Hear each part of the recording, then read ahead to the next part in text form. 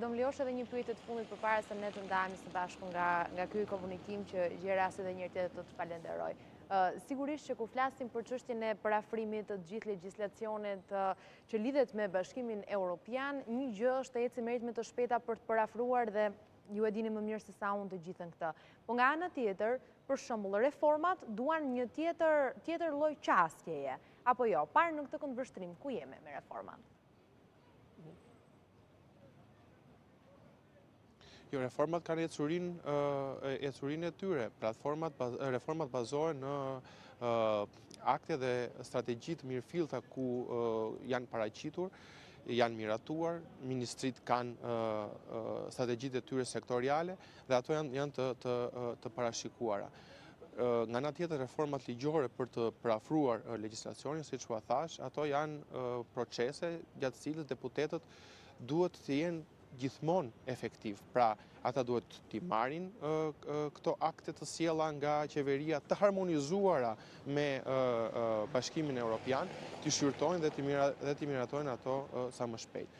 Ky proces mund të bëhet në dy mënyra. Mund të bëhet në një mënyrë të ngadalt, duke shfryzuar gjithë hapësirën dhe kohën që lejon ligji. Pra ligji mund të thotë që brenda 2 javëve duhet që të shqyrtohet.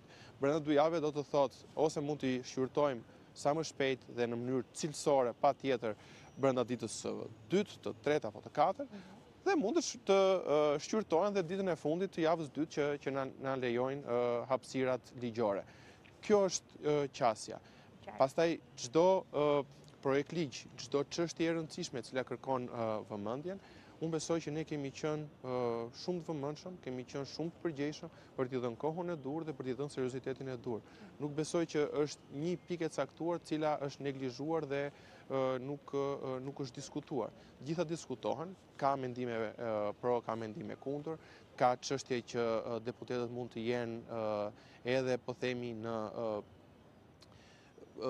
divergjenca me njëri tjetrin për çka mund të takojë një pikë e caktuar, po kjo është demokracia në fund, shumica që ka dhe votat dhe përfaqëson pjesën më të madhe e qytetarëve do të vendosë. Por ajo që unë duhet të theksoj, që është shumë e rëndësishme, i gjithë ky proces është në bashkëpunim dhe në monitorim të vazhdueshëm të partnerëve tanë evropian. Dhe ata nuk besoj se e kanë këtë proces me talli. Unë besoj që e kanë marrë me seriozitetin më të madh dhe prandaj na kërkojnë që edhe ne të kemi një ritëm të avancuar pune. Zoti Emilje, mua më mbetet vetëm që të uroj shumë punë të mbar në vijim edhe me këtë seancën që me sa duket sot do të zjas ca.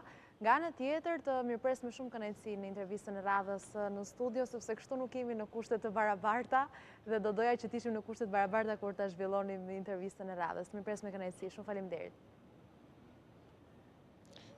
Ju falenderoj për gjithë hapësirën që na jepni, por rastësia dhe kushtet na kanë dashur të jemi në këto mjedise, për shkak se unë do të them seancët e të vazhdojmë seancën. Shumë e kuptueshme, patjetër. Të uroj një ditë të mbar. Faleminderit ju. Mirë, nderuar shikues.